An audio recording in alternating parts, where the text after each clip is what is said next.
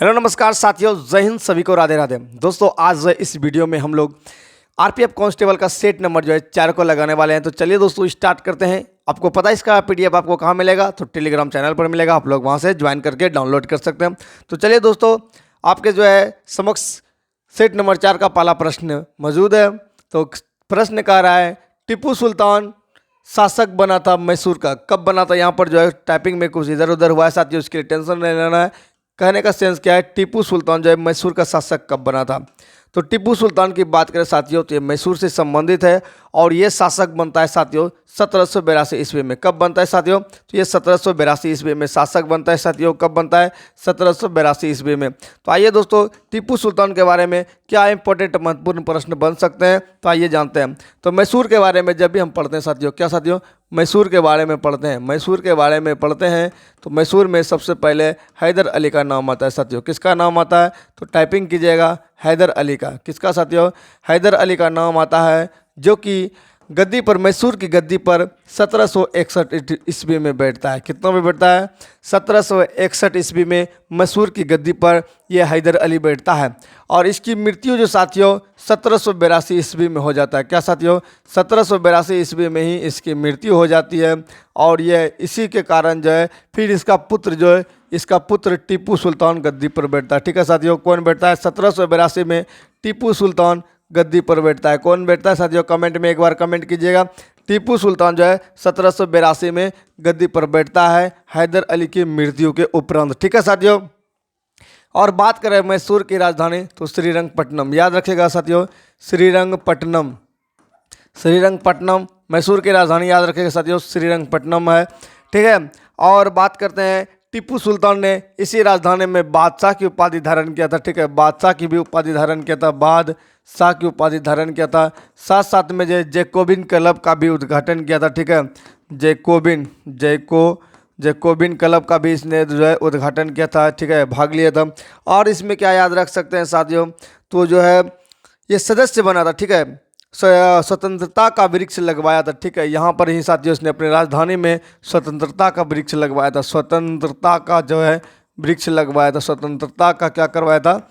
वृक्ष लगवाया था। ठीक है साथियों, इस तरह से टीपू सुल्तान का बहुत सारा फैक्ट आप याद रख सकते हैं। बात करें साथियों, टीपू सुल्तान की भी मृत्यु हो जाती है साथियों। क्या हो जाता है? टीपू सुल्तान की मृत्यु हो जाता है आखिरी युद्ध के दौरान। ठीक है साथियों, अंग्ल मैसूर 4 गो होता है, जिसमें कि चतुर्थ अंग्ल मैसूर में क्या होता है साथियों?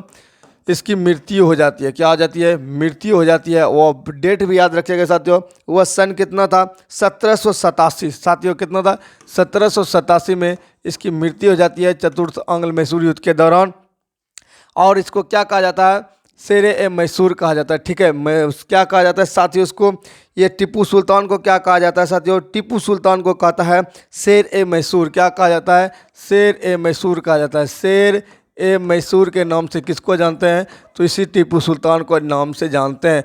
और एक बात याद रखिएगा साथियों, इसके झंडे पर किसका चित्र बना था? तो शेर का, राजसी झंडा जो था इस पर शेर का चित्र बना हुआ था। ठीक है साथियों, ये सारे फैक्ट टीपू सुल्तान से संबंधित हमारा हो गया। चलिए आगे की ओर बढ़ते हैं। अगला प्रश्न हमारा क्या कह रहा है? अगला प्रश्न हमारा कह रहा है साथियों कि वित्त मंत्री कौन सी संस्था भारत में राज्य कोषीय नीति तैयार करती है? तो वित्त मंत्री कौन सी संस्था ये आपका वित्त मंत्रालय के द्वारा हो जाएगा साथियों। राइट आंसर क्या हो जाएगा? वित्त मंत्रालय इसमें राइट आंसर हो जाएगा। चलिए अगले सवाल पर चलते हैं। वित्त मंत्रालय इसका राइट आंसर होता है। अगला सवाल है, निम्नलिखित में से कौन एक भारतीय, क्या है साथियों इसमें सवाल कुछ छूटा है। ठीक है, इसके लिए टेंशन नहीं लेना है।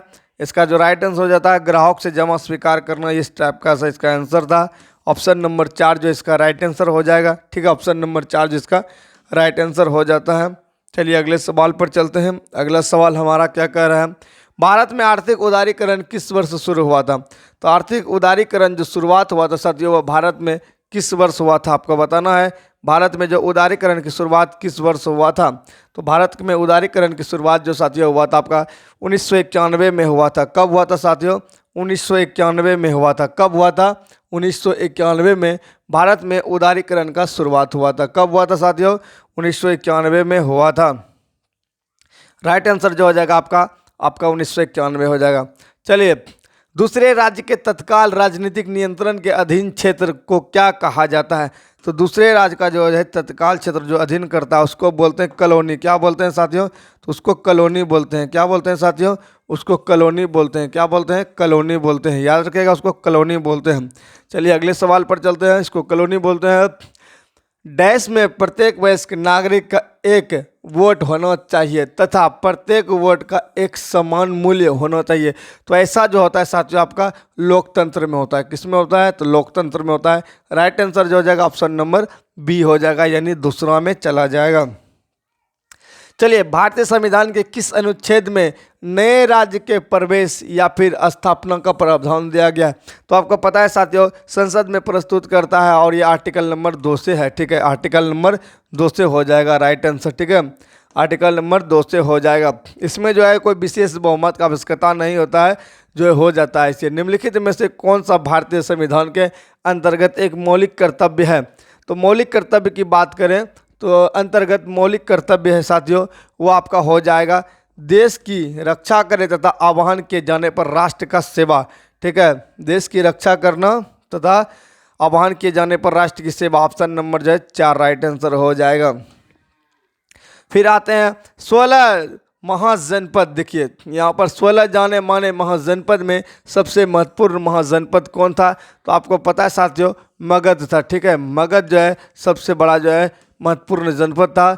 और आप लोग को बताना है साथियों, मगध जो है राजधानी इसका कहाँ है? तो मगध की राजधानी याद रखिएगा साथियों गिरिब्रिज। ठीक है, गिरिब्रिज या फिर गिरिब्रिज याद रखिएगा साथियों। ठीक है, बात करें वत्स की राजधानी कौशाम्बी, याद रखिएगा इसका राजधानी साथियों।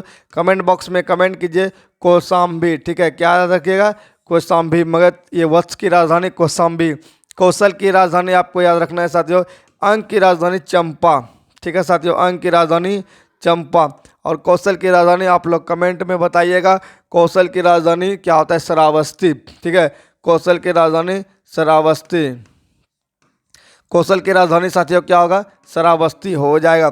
चलिए अगले सवाल पर चलते हैं। अगला सवाल इसका राइट आंसर मगध हो जाता है।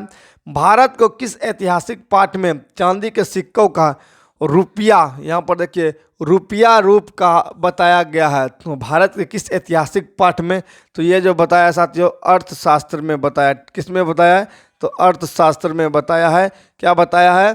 चांदी के सिक्कों को रुपया रूप बताया है। क्या बताया है? रुपया रूप बताया है। निम्नलिखित में से किसने भारत में नमक कानून को तोड़ने के लिए यात्रा नेतृत्व किया था? तो आपको पता है साथियों, नमक कानून तोड़ने के लिए जो है महात्मा गांधी के द्वारा साबरमती आश्रम से लेकर जो है समुद्र तट के किनारे गुजरात तक जो है ये यात्रा किया था 78 अनुयायियों के साथ। ठीक है साथियों, 78 अनुयायियों के साथ किया था और नमक बनाकर नमक कानून तोड़ा था। ठीक है साथियों, याद रखिएगा महात्मा गांधी हो जाएगा राइट आंसर। चलिए अगले सवाल पर चलते हैं। 1934 ईस्वी के बाद मुस्लिम लीग का मुख्य प्रवक्ता कौन बन गया था? तो मुख्य प्रवक्ता जो बना था मोहम्मद अली जिन्ना बन गया था साथियों। कौन बन गया था? 1934 के बाद मोहम्मद अली जिन्ना बन गया था। कौन सा वर्ण चार ये क्या कहा जाए जाने माने वर्षों में चौथे स्थान पर रखा जाता था? तो चौथे स्थान पर जो है रखा जाता है, पहला ब्रह्मा के मुख से ब्राह्मण हो गया। ठीक है, ब्राह्मण हो गया, ब्रह्मा के मुख से ब्राह्मण। फिर हो गया क्षत्रिय हो गया। ठीक है, भुजाओं से क्षत्रिय हो गया, क्षत्रिय हो गया। ठीक है, जंघाओं से क्या हो गया?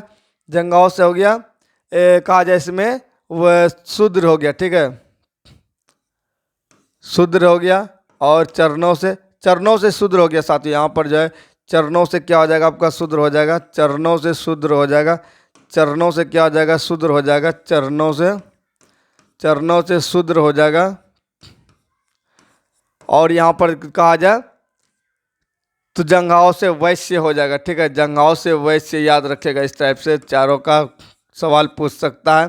तो इसका राइट आंसर हो जाएगा सबसे अंतिम वाला वैश्य हो जाएगा। ठीक है, सबसे अंतिम वाला क्या हो जाएगा? वैश्य हो जाएगा। सबसे अंतिम वाला क्या हो जाएगा?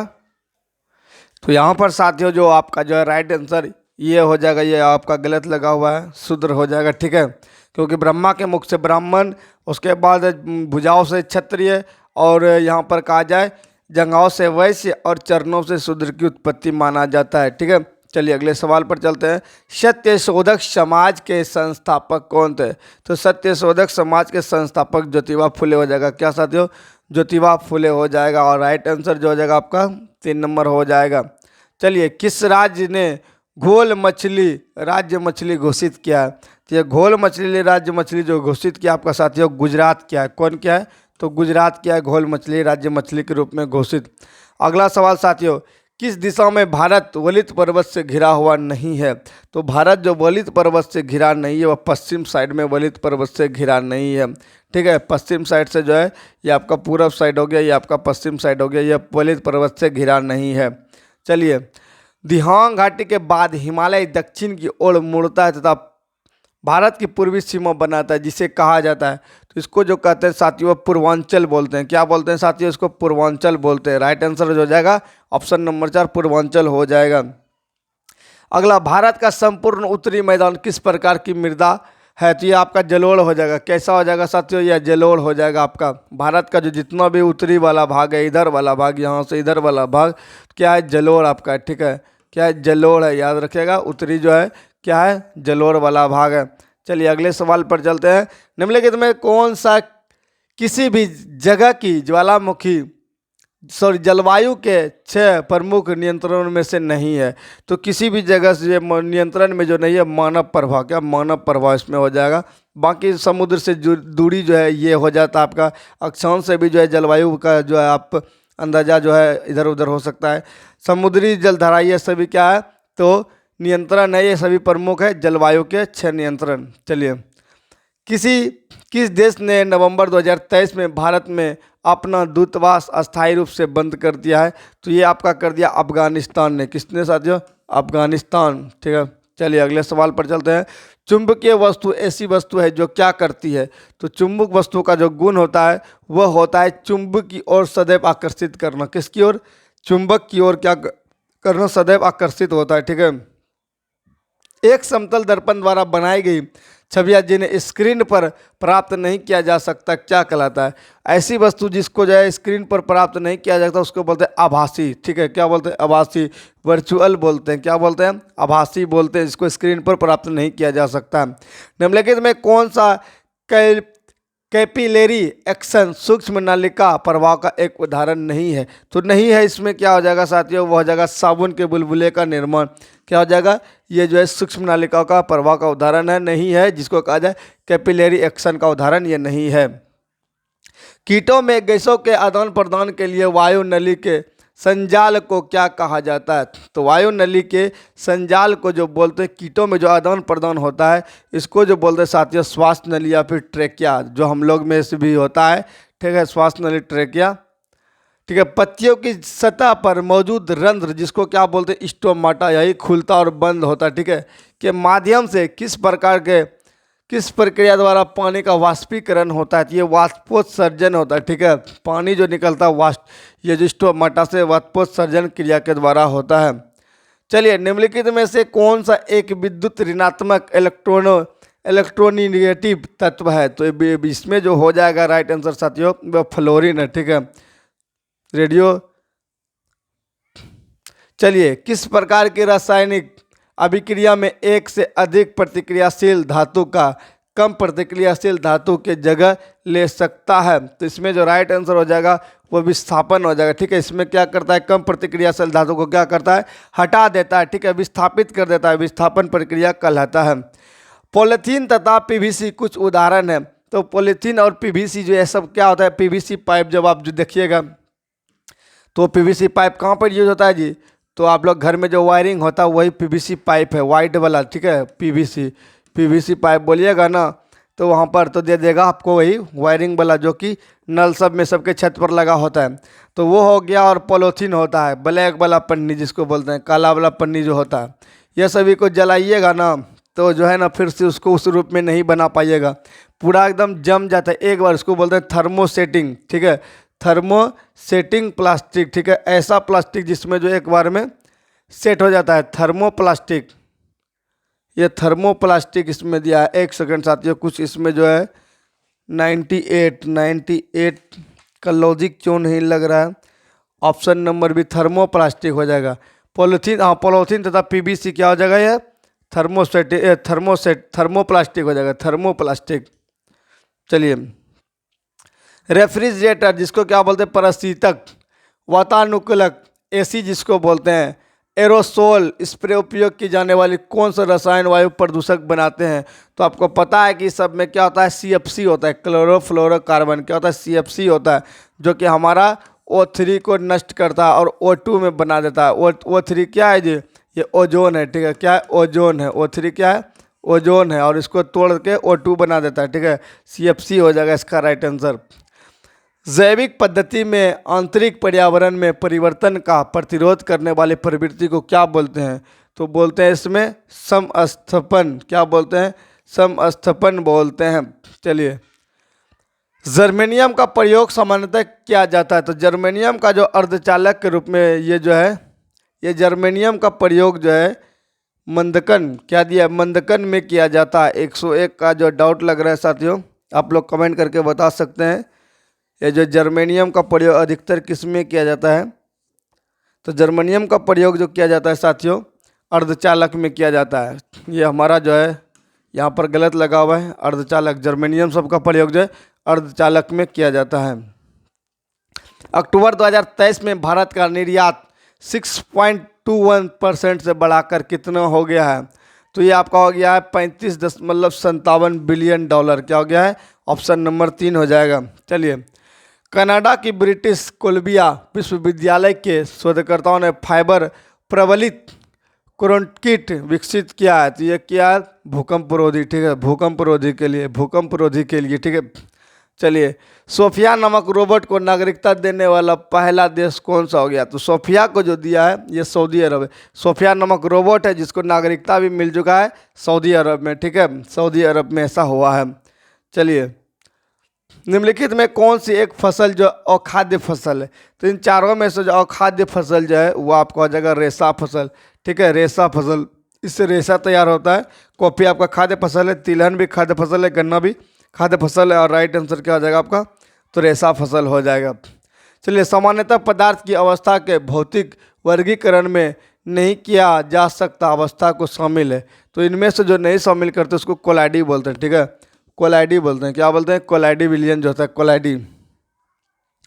महाराष्ट्र राज्य सरकार द्वारा किस पार्श्व गायक को लता मंगेशकर पुरस्कार 2023 से सम्मानित किया गया है? तो ये जो आपका किया है सुरेश वाडकर को, ठीक है। सुरेश वाडकर को सम्मानित किया है। राम तेरी गंगा मैली हो गई, पापियों का पाप धोते धोते।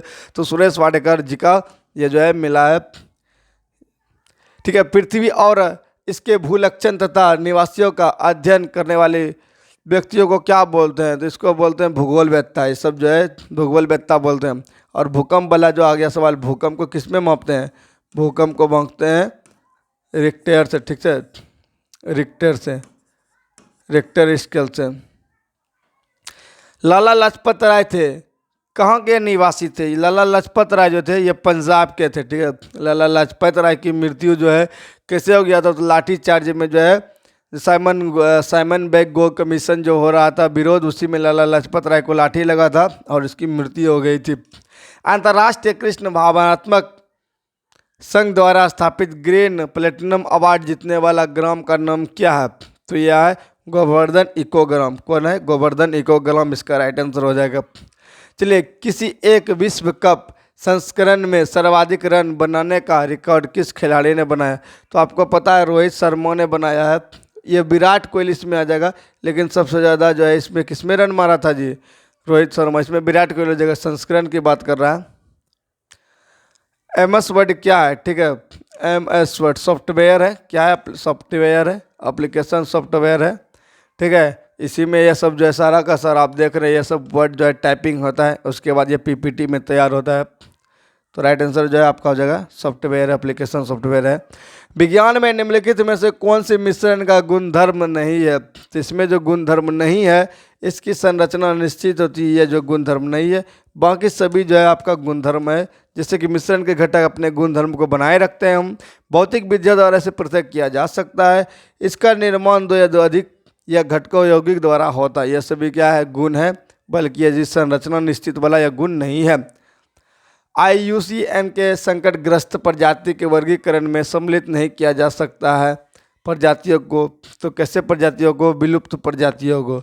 किसको? विलुप्त प्रजातियों को। राज्य पुनर्गठन आयोग की स्थापना किस वर्ष की गई थी? तो ये आपका 1953 में किया गया था। कब किया गया था? 1953 में किया गया था। चलिए, राष्ट्र के नीति निर्देशक तत्व सिद्धांत के तहत भारत के संविधान का कौन सा अनुच्छेद ग्राम पंचायत के संगठन के बारे में जानकारी देता है? तो आर्टिकल जो है 40, ठीक है, आर्टिकल 40 की बात करें तो ये ग्राम पंचायत के बारे में जानकारी देता है। और जो है पंचायती राज का चुनाव सबसे पहले कहाँ हुआ था? पंचायत चुनाव, पंचायती राज तो आपका जो है राजस्थान के नागौर जिला से, राजस्थान के नागौर जिला से, नागौर जिला से हुआ था, ठीक है, राजस्थान के नागौर जिला से हुआ था। और पंचायती राज जो किस कहा जाए किस सूची में है? तो आपका जो है पंचायती राज की व्यवस्था किस सूची में है जी? पंचायती राज की व्यवस्था कितनों में है? कमेंट करके बताइएगा। 11 में है कि 12 में है? स्वतंत्र भारत की पहली जनगणना आयोजित की गई थी 1951 में। कब किया गया था? तो 1951 में जो है स्वतंत्र भारत की पहली जनगणना किया गया था, ठीक है। संविधान के भाग 4 में अनुच्छेद राज्य विधानमंडल के घटकों से संबंधित है। तो ये आपका 168 से लेकर 212 तक, ठीक है, 168 से लेकर 212 आर्टिकल तक है। बाण भट्ट ने हर्षचरित की रचना किस भाषा में किया था? तो ये आपका क्या था? संस्कृत भाषा में। किस भाषा में किया गया था? संस्कृत भाषा में बाण भट्ट के द्वारा लिखा गया था। मानवता के लिए एक धर्म, एक जाति और एक ईश्वर का सिद्धांत किसने दिया था? तो ये आपका दिया था श्री नारायण गुरु ने। किसने दिया था? श्री नारायण गुरु ने। तो कम समय में जो साथियों सारे क्वेश्चन किए, ठीक है, और इसमें कुछ सारे फैक्ट भी जोड़े। तो आप लोग कमेंट सेक्शन में बता सकते हैं आप लोग को ये वीडियो कैसा लग रहा है। आप लोग अपना राय देते रहिएगा, ठीक है। मिलेंगे किसी नेक्स्ट वीडियो में, तब तक के लिए सभी को जय हिंद, जय भारत, वंदे मातरम, राधे राधे, जय सिया राम।